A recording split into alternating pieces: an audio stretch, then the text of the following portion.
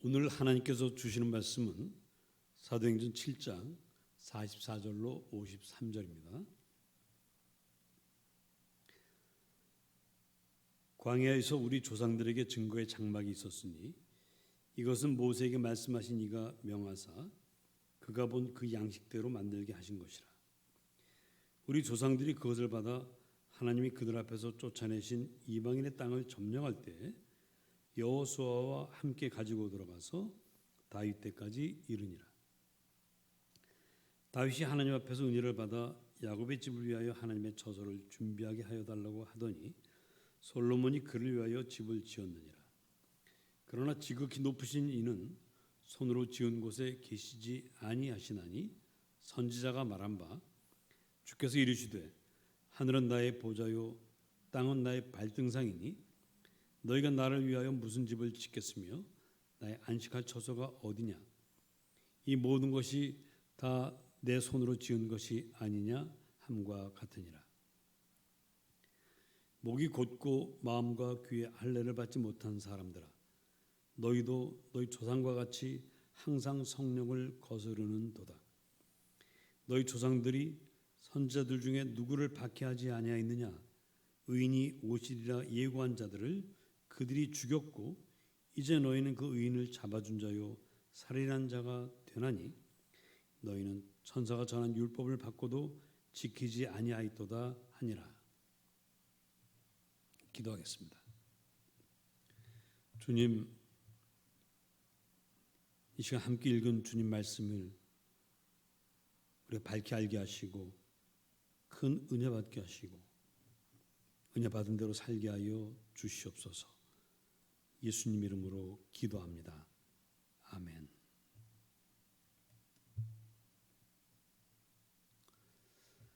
오랫동안 약 400여 년 애굽에서 종살이하던 이스라엘 백성들은 모세 손에 이끌려 홍해를 건넜고 마침내 광야에 들어섰습니다. 아무도 그들에게 짚을 모아다가 벽돌을 만들라 하는 사람이 없었고 게으르다고 채찍질하는 사람이 없었습니다. 이스라엘 백성들 날마다 신났고 흥분했고 행복했습니다. 그러나 그런 나날이 한 석 달 정도 지나가고 나니까 어느덧 그 흥분도 가라앉았습니다.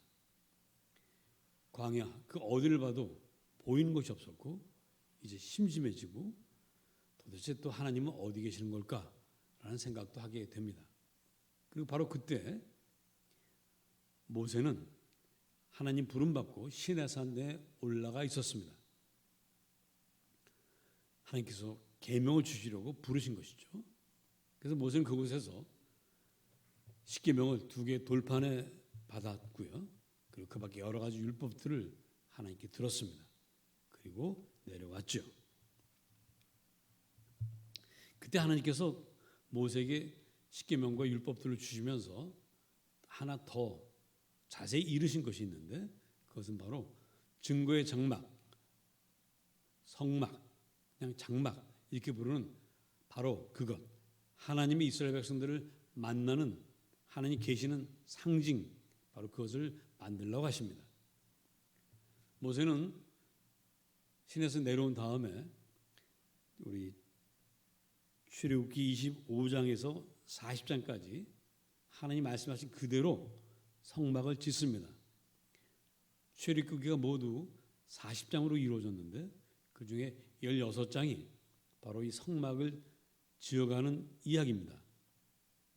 그만큼 성막, 증거의 장막은 하나님께도 이스라엘 백성들에게도 매우 소중했던 것이죠. 왜냐하면 출애굽기 25장 8절에 보면 하나님께서 모세에게 이렇게 말씀하셨습니다. 내가 그들 중에 거할 성소를 지어라. 즉 성막은 또 증거의 장막이라고 하는 이곳은 하나님이 계시는 곳입니다. 광야에서 아무것도 보이는 것이 없고 도대체 하나님은 어디 계시는가 해서 조금씩 불안해지던 이스라엘 백성들은 성막이 지어지는 것을 보면서 야, 하나님 저기 계시는구나. 하나님 늘 우리와 함께 하시는구나. 이것을 온몸으로 느끼게 됩니다. 두려움이 없어졌어요. 그래서 증거의 장막, 하나님 계시는 이 성막은 매우 귀중한 것입니다. 그 뒤에 이스라엘 사람들이 가나안 땅에 들어와서 가나안 정복 전쟁을 할 때, 또 이스라엘 왕국이 세워져서 외국과 전쟁을 할 때, 이때도 항상 이스라엘 백성들은 이 성막을 전쟁터에 가져갑니다. 물론 성막 전체를 가져갈 수는 없으니까 성막 안에 가장 소중하게 보관하는 것, 바로 언약궤, 십계명이 적힌 2개의 돌판을 넣고 또 아론의 쌍난 지팡이를 넣어놓은 언약궤, 이걸 들고 나갑니다. 그것은 곧 하나님이 계시다는 상징이기 때문에 언약궤만 있으면 하나님 내 곁에 계신다, 든든했던 것이죠.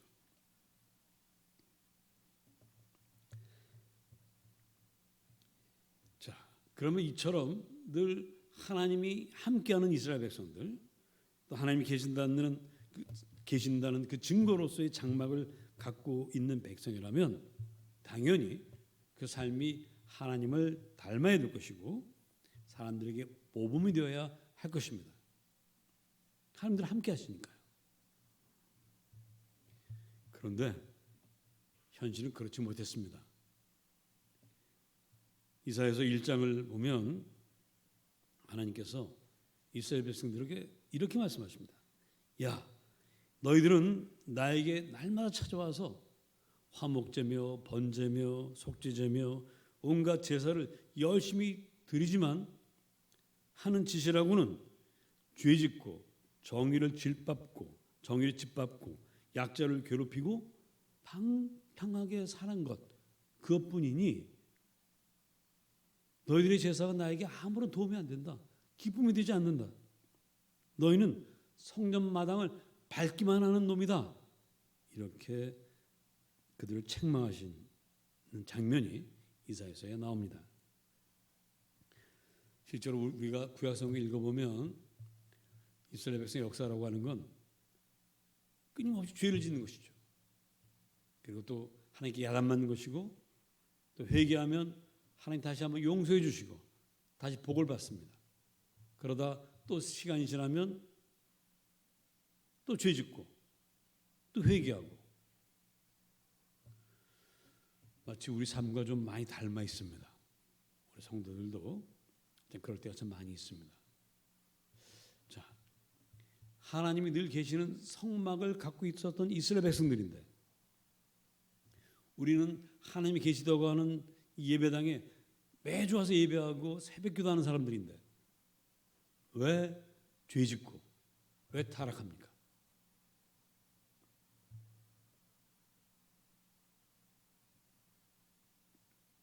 스데반은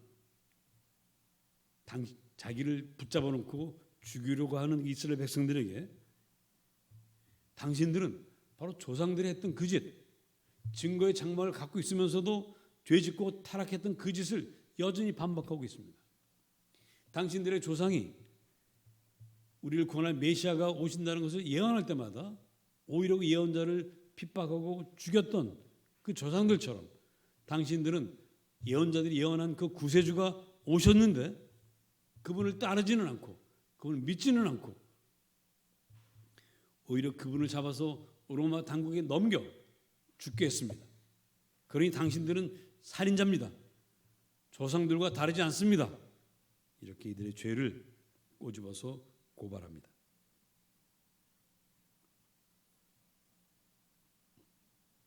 왜 증거의 장막을 갖고 있는 이들이 하나님을 배반했을까요? 그것은 바로 하나님이 거하는 증거의 장막, 그것을 갖고 있었기 때문입니다. 이 말은 무슨 말이냐면 이스라엘 백성들은 하나님이 증거의 장막에만 있다라고 믿었기 때문이에요. 우리가 마치 많은 성도들이 교회에만 예수님이 계신 것처럼 교회에 와서 예배할 때만 하나님 계신 것처럼 착각하는 것처럼 이스라엘 백성들도 그렇게 착각을 했습니다. 사실 하나님은 성막에만 계시는 것은 아닙니다. 내가 거할 성소를 지어라라고 했지만 그것은 이스라엘 백성들을 만나기 위해서 오실 때 거기 계시는 것이지, 하나님을 만나려는 사람들이 없다면 그 성막은 더 이상 하나님 계신 곳이 아닙니다. 와서 마당만 밟고 세상에 나가서 온갖 나쁜 짓만 하다가 제사만 드리는 그런 사람들이 오는 곳에서는 하나님 계시지 않습니다. 오늘 성경 48절을 보시면 지극히 높으신 이는 손으로 지은 곳에 계시지 아니하신다 했습니다. 사람 손으로 지어진 그곳에 하나님이 계시는 것이 아닙니다. 사람이 믿음으로 하나님을 만나려고 하는 그곳에 하나님이 계시는 거예요. 그래서 하나님은 우리가 믿음으로 살면 우리가 가는 어느 곳에나 하나님이 계십니다. 49절 보니까 주께서 이르시되 하늘은 나의 보좌요 땅은 나의 발등상이니 너희가 나를 위하여 무슨 집을 짓겠으며 나의 안식할 처소가 어디냐, 이 모든 것이 다 내 손으로 지은 것이 아니냐 하셨습니다. 온 우주가 하나님이 지으신 것이기 때문에 하나님은 그 어디에나 계시는 거예요. 이 사실을 우리가 꼭 기억해야 되겠습니다. 이것을 기억하지 않으면 증거의 장막에 와서만 하나님 만났으니, 증거의 장막에서 하나님 만났으니 증거의 장막을 떠나면 하나님 계시지 않는 거예요. 우리가 예배당에 와서, 교회에 와서 하나님 만나고 나가면 하나님 없다라고 착각을 한다면 어떻게 되겠습니까?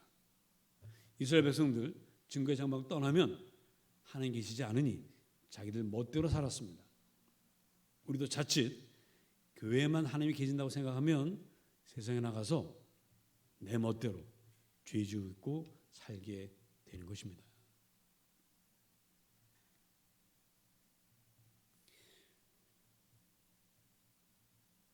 이런 사람들은 필요할 때만 증거의 장막을 찾습니다. 필요할 때만 교회에 옵니다. 그리고 하나님께 부탁만 하죠. 하나님의 말씀을 듣지 않습니다. 하나님의 말씀을 듣고 순종해야 되는데 그 일을 하지 않아요.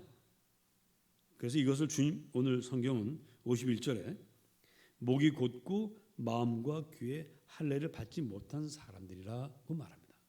우리가 목을 숙이고 겸손하게 마음과 귀에 할례를 받아야, 그 죄를 씻어내야 하나님 말씀이 들리는 것인데 이 사람들 그렇게 하지 않는 것입니다.